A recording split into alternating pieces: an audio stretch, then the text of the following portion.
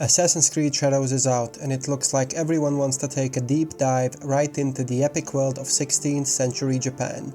Today we are focusing on the main things you need to do to get as strong as you can as fast as possible. Now whether you are a novice assassin who is joining the Creed for the first time, or a grandmaster who has been following the franchise since Altair, we got you covered. So put on the hood, whip out the hidden blade, and take a leap of faith into the newest installment of Ubisoft's legendary franchise. Let's get started.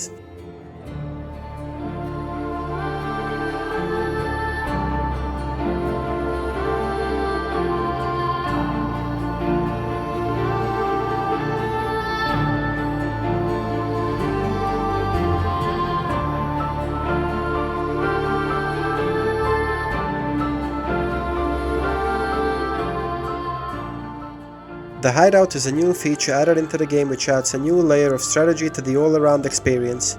It's your base of operations. You unlock this very early on into the game as soon as you finish the prologue and arrive at the lost hills of Izumizetsu. By upgrading your hideout you unlock some key features that help you quite a lot as you progress in the game. Whether it's directly improving your combat ability, upgrading your gear, recruiting allies to help you along your journey, or in some cases actually directly boost up your experience game, your hideout is something you can't afford to overlook while progressing through the game. There are 5 main rooms that you can build in your hideout: the Kakurega, the stables, the study, the dojo and the forge. The feature you unlock first once you get to your hideout is the Kakurega. It's a building intended to help you manage your scouts and open up new outposts across all over the map, which can be used to fast travel, stock up on rations and tools, and manage your scouts. A big thing to mention here are the scouts. Scouts are essential for your progression. They are allies you gather along your journey, depending on the choices you make, which help you discover quest areas, friendly NPCs and potential targets. They are also used for gathering resources which can be found in various hidden locations such as enemy castles, outposts and forts. It's important to note here that while useful, scouts cannot help you in combat. Scouts are the unspoken heroes who do the boring task behind the scenes while you take down secret organizations. You recruit them by doing various side quests during your journey and rescuing peasants from evil soldiers and bandits. It's also important to note here that some side quests can actually increase the number of scouts you can recruit in total. The study is another building that is not directly tied to you, as it doesn't directly contribute to your strength. Its function is to increase the number of scouts you can recruit in total, the amount of resources they can bring back to the hideout, and the range of the scouting area. Other than that, there is not much more to be said about the study. Like in every other Assassin's Creed game, gear is the most important and most effective way to power up. Every good assassin needs a good blacksmith to craft the gear for them, and every good blacksmith obviously needs a good forge. Since the only way to upgrade your gear is through your forge, I would recommend that you upgrade it as soon as possible. Keep in mind that every level of your forge also increases the maximum level you can upgrade your gear to. Upgrading your forge doesn't just raise the maximum upgrade level of your gear, but it also allows you to add special perks into it.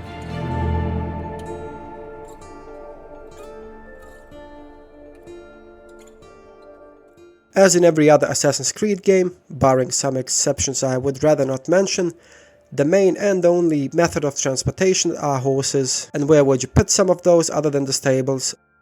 Like many other things in your hideout, the stable is more intended for your scouts than it is for you, since it doesn't provide any direct benefits to you, such as decreasing your travel time or increasing your mount speed, but rather increases your scouts' ability to transport larger amounts of resources to your hideout. Since this is a game set in the age of feudal Japan, it wouldn't be complete without a dojo. Unlike scouts, which are there to do menial labor, there is another type of companion that you can recruit along your journey that are explicitly there to assist you in combat. They are called allies. Whether you need a brute to help you in open combat, a decoy to assist you in assassinating your targets, or someone to put them to sleep while you sneak behind enemy lines, the dojo has got you covered. It's a place where your allies can train and enhance their abilities to be more efficient in helping you execute your tasks.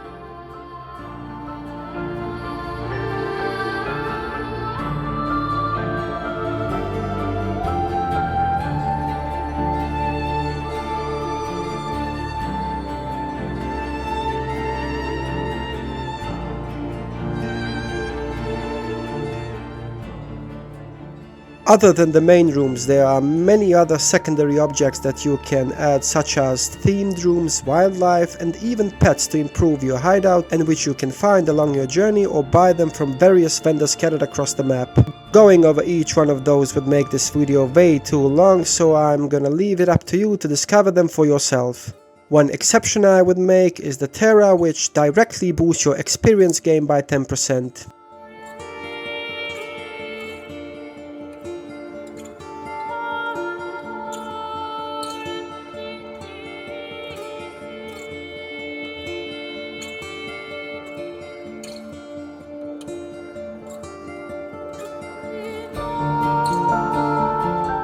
Virtually everything you do is gonna award you some type of resources.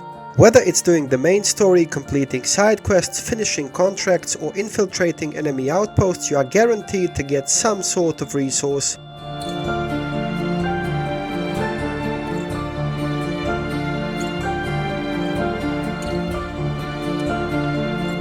There are three main types of resources in the game.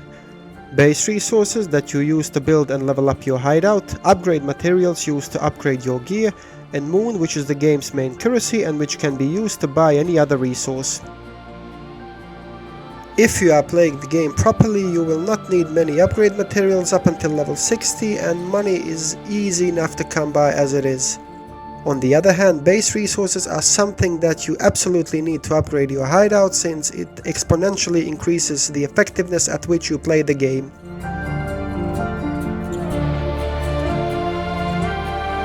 Yasuke is a powerhouse. You unlock him around 8 hours into the game, depending on your playstyle and how much you focus on the many side objectives in the game.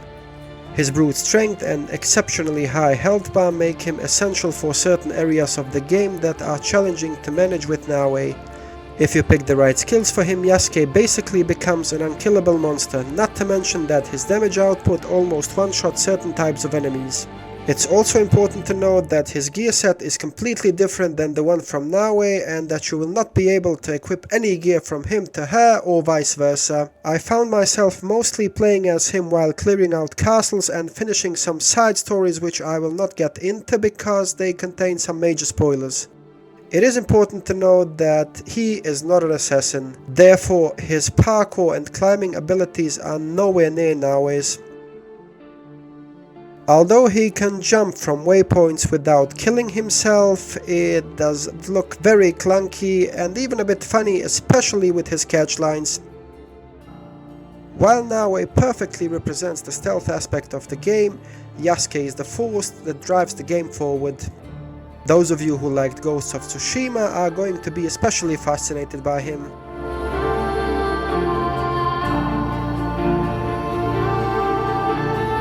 Skills in this game are divided into two sections. The first is knowledge rank. Your knowledge rank determines how many skills you can learn and how far you can climb up your skill trees. Knowledge points are obtained by doing the red objectives scattered across the map, which are different for both Yasuke and Nawe. The second aspect of your skill tree is mastery points. They are awarded to you by almost every activity in the game and can be put into 6 specific skill trees for each character. To be clear on this one, each character has their own 6 skill trees. For example, while Nawe is an assassin and therefore has her own skill tree that focuses on stealth, Yasuke has a skill tree that focuses on his abilities as samurai. Even though there are different skill trees for both of them, once you get 1 knowledge point or 1 mastery point for Yasuke, you'll get 1 for Nawe as well. So don't worry, you won't need to grind out mastery points for each character separately. Assassin's Creed has been here for a long time, and over the years many things have changed. Through the many changes in lore and game mechanics, one thing remained a constant. Gear is always king. No matter how many challenges we face through the years, gear is the main factor that determines how fast and how effective you are at overcoming your obstacles. There are 4 ranks of gear in this game: common, uncommon, epic and legendary. Unlike some other titles before, this one has a plethora of good gear that you can get through various activities in the game.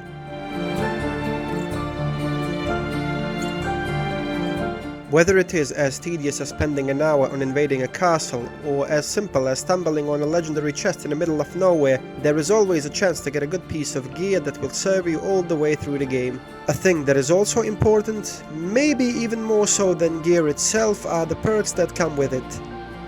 Perks are unique abilities that some pieces of gear have engraved on them and that in some cases can vastly enhance your combat ability. They vary in strength, since it can be as simple as increasing your armor piercing by 10% all the way to releasing a poison when a guard walks over to a dead body.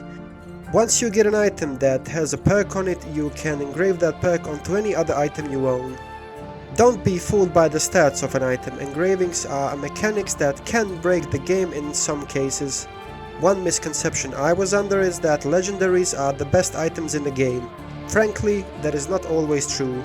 There are epic items that, at least for now, are extremely powerful. Tailoring your gear to your playstyle is imperative. Therefore, you must be very careful on what to equip and which perk you engrave onto it. That's it for this video. If you liked it and if you want more content like this, smash that like button, hit that bell and subscribe.